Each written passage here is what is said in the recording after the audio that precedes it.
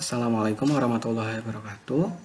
Saya Ucup Maulana, mahasiswa kelas karyawan, mata kuliah implementasi dan testing.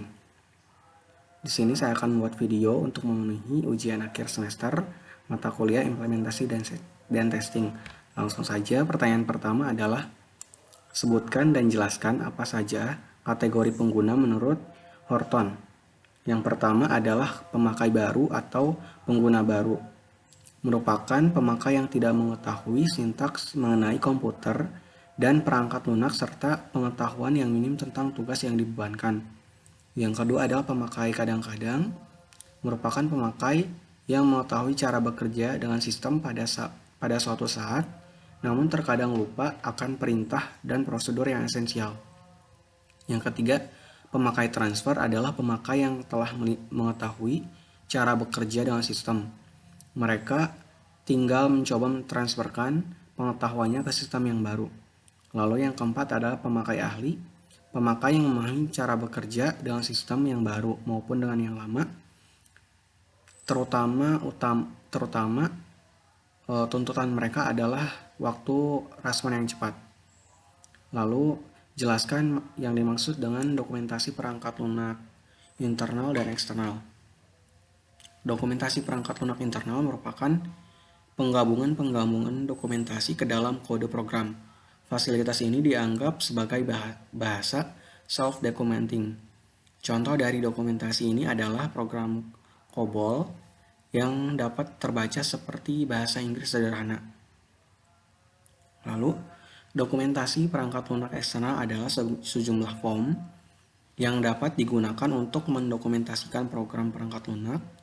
Setiap perusahaan biasanya menetapkan standar dokumentasi eksternal berbasis kertasnya sendiri yang disesuaikan dengan item-item yang dibutuhkan. Lalu pertanyaan nomor selanjutnya adalah sebutkan dan juga jelaskan komponen strategi pada integration testing. Yang pertama adalah top-down testing, merupakan metode pengujian di mana tahap-tahapnya berlangsung dari atas ke bawah. Lalu bottom-up testing merupakan suatu metode pengujian integrasi testing yang titik awalnya dimulai dari bawah dan berlanjut hingga ke atas.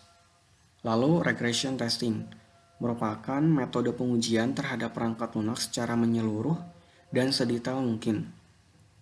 Lalu smoke testing adalah pengujian yang berfokus pada perangkat lunak secara keseluruhan namun berfokus pada main function.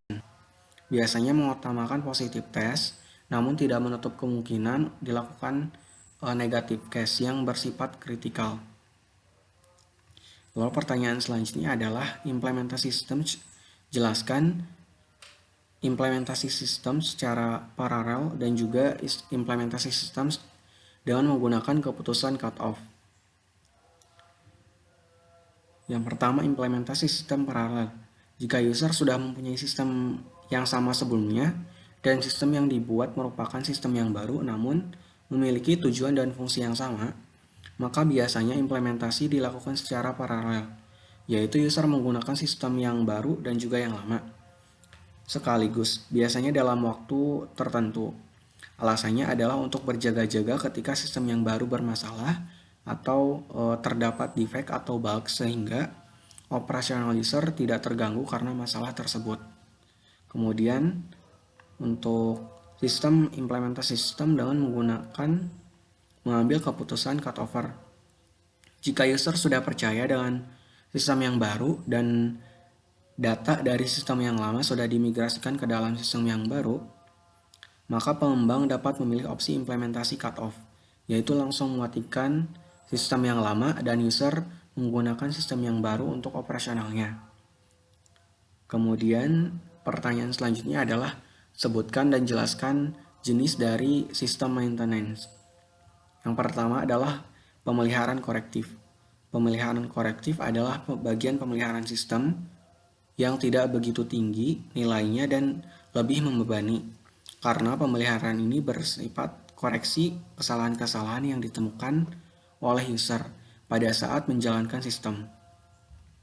Umumnya pemeliharaan korektif ini mencakup kondisi penting atau bahaya yang memerlukan tindakan segera.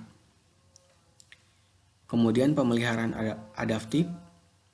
Pemeliharaan ini dilakukan untuk menyesuaikan perubahan dalam lingkungan data atau pemrosesan dan memenuhi persyaratan pemakaian baru. Lingkungan tempat sistem beroperasi adalah dinamik, yang mana dengan demikian sistem baru harus merespon perubahan persyaratan pemakai. Misalnya, undang-undang perpajakan yang baru mungkin memerlukan suatu perubahan dalam kalkulasi pembayaran bersih. Lalu pemeliharaan perfektif atau penyempurnaan.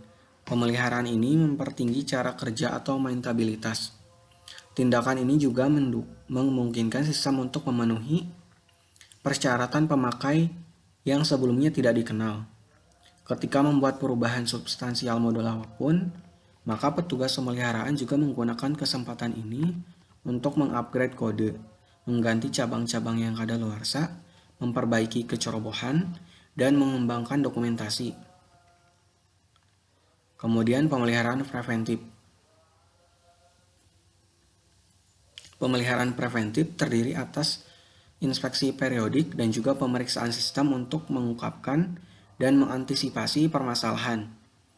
Karena personil pemeliharaan sistem bekerja dalam sistem ini, maka mereka seringkali menemukan cacat atau defect atau bugs yang menandakan permasalahan potensial.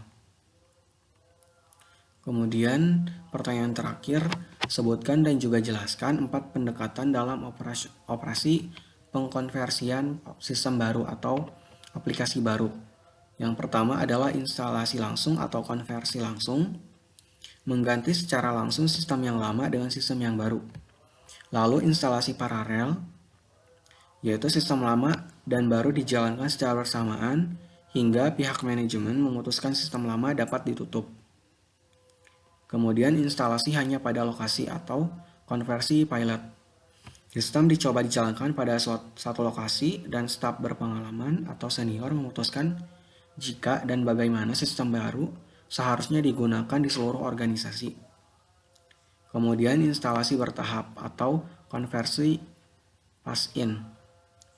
Proses perubahan dari sistem lama ke sistem baru dilakukan secara bertahap, dimulai dengan yang hanya memiliki satu atau lebih sedikit komponen fungsionalitas dan secara gradual berkembang hingga ke seluruh sistem.